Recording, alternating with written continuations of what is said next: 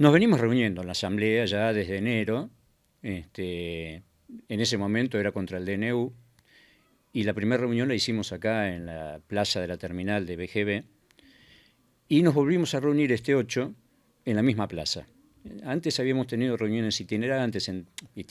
Estuvimos haciendo reuniones en distintas localidades del valle, incluso en Yacanto, Los Reartes.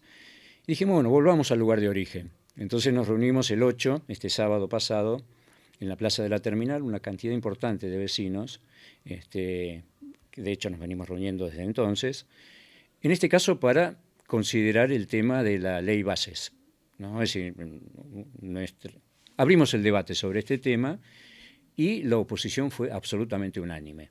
Es decir, todos los vecinos que estuvimos reunidos ahí, de distintos sectores, muchos jubilados, muchos adultos mayores, eso era muy llamativo, ¿no? La enorme preocupación por la situación que está generando las medidas que adopta este gobierno y que particularmente golpean a los adultos mayores. No solamente a los adultos mayores, pero en particular a nosotros, ¿no es cierto? Porque los gastos previsionales el gobierno los redujo en un 35%. Entonces, con esto justifica el superávit fiscal a costa, ¿no es cierto?, de esta situación que padecen la inmensa mayoría de los adultos mayores de nuestro país, que estamos hablando de millones de personas. Bueno, este no es el único tema. Nos metemos en el tema que tratamos, ¿no? Hoy, a las partidas de las 10 de la mañana, se reunían en el Senado, los senadores, obviamente, y estaba en cuestión si iban a tener quórum o no, y el quórum dependía de lo que hiciera Lustó, que es el presidente del bloque radical. De paso le decimos a los compañeros radicales, bueno, ¿por qué van a apoyar una sesión en donde se van a atacar los derechos de los trabajadores, de los jubilados? Se va a profundizar la dependencia de nuestro país respecto de capitales foráneos, se va a liquidar la industria nativa. Bueno, todo esto lo estuvimos considerando en la Asamblea. Ahora vamos a los por qué. En el caso de la cuestión previsional, se elimina la moratoria. Esto en caso de aprobarse la ley, ¿no?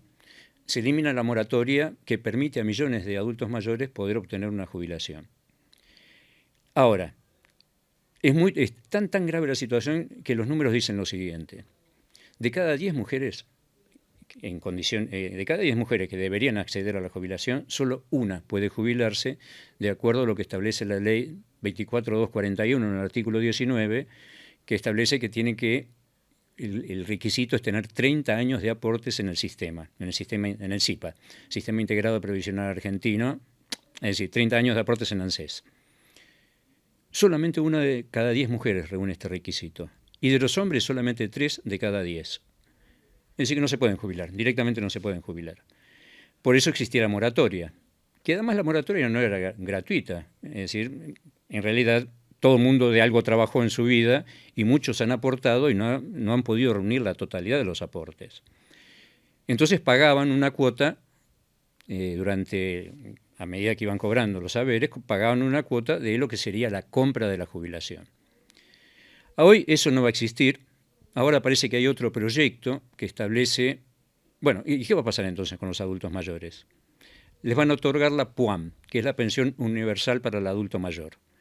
Esta pensión es el 80% del haber mínimo sin derechos previsionales. Es decir, que hoy serían 160.000 pesos. A dinero de hoy la PUAM son 160.000 pesos. Es decir, que tendríamos millones de adultos mayores, millones, de aquí en adelante, ¿no es cierto?, que solo podrían acceder a la PUAM, con el agravante de que las mujeres que antes podían acceder a la jubilación mediante moratoria a los 60 años, ahora van a tener que esperar hasta los 65 para obtener la miseria de la PUAM. Es decir, que se nivela para abajo en una condición que, por supuesto, genera incertidumbre, no solo incertidumbre, sino angustia en millones de adultos mayores. Esto respecto del tema previsional, no es lo único, ¿no? Es decir, el otro tema es el tema de los haberes previsionales. En diputados, en una autoconvocatoria que reunieron 160 diputados de todos los bloques, menos el oficialismo, se aprobó una modificación de la fórmula de la movilidad, que en realidad es una modificación que, si bien mejora la condición actual, tampoco es que hace saltar de alegría a los jubilados, porque esto implicaría un aumento de 7,8% en el haber para por considerar aquello que no se tuvo en cuenta de la inflación de enero en la fórmula que ahora se está aplicando. Además, habría una revisión cada 6 meses, comparando la evolución de los salarios con la evolución de los saberes. Hoy los salarios no están integrados a la fórmula. Si la evolución de los salarios superara la evolución de los saberes por su actualización por inflación, debería ser compensado en el haber esa diferencia. Ahora bien, y también se integraría el bono de los 70.000 pesos, se integraría al haber. Porque hoy el bono es un bono en negro y que además está congelado. Es decir, el bono que en diciembre se cobraba 70.000 pesos, en junio se sigue cobrando 70.000 pesos cuando su poder adquisitivo se ha derrumbado. Esto debería tratarse, y hoy senadores de la Unión por la Patria iban a plantear que esto se tratara en el recinto. Así que por eso hay un conflicto hoy. Y si no se trata, hay 2 senadores por Tierra del Fuego que dijeron que no se van a presentar en el Senado, que son senadores con los que el oficialismo contaba para su quórum. Hasta tal punto está llegando la gravedad de esta situación, ¿no?, que crea este tipo de conflictos. Más allá de esto, ya Milei anticipó que si se aprobara esta modificación de la fórmula de la movilidad, él la vetaría. Él, en términos muy groseros, dijo: no importa nada lo que se haya aprobado, él va a decretar un veto. Pero el veto puede ser dado vuelta, ¿no es cierto?, porque tendría que volver a diputados. Supongamos que el senador lo aprueba, que evidentemente va a ser así, vuelve a diputados, y si diputados reúne los 2/3 que ya los reunió para aumentar esta fórmula, la ley quedaría sancionada aunque Milei la vote. Bueno, son estos temas. Hay un tema que sí me interesa destacar. Bueno, la reforma laboral que plantea la ley es terrible, ¿no es cierto?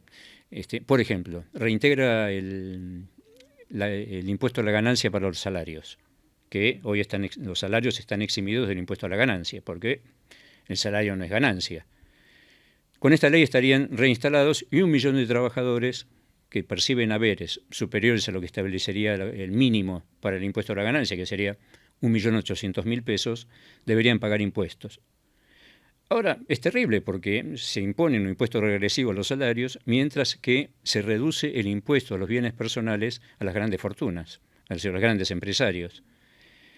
Esto no lo veta Milei. Es decir, Milei aprueba con las 2 manos que se reduzcan los impuestos a los grandes propietarios, a las grandes corporaciones económicas, y le impone a los trabajadores un impuesto regresivo. Además, se elimina la indemnización, se la reemplaza. El propio trabajador va a tener que aportar para un fondo, como esto hoy existe en la industria de la construcción. Se elimina la relación de dependencia, el empleo en blanco, en aquellas empresas que cuenten solamente hasta 5 trabajadores. Es decir, que el trabajador ya no sería un empleado, sino que sería un colaborador, cuando en realidad esa no es la relación. El dueño es el dueño y el trabajador es el trabajador. Esto es así, es terminante.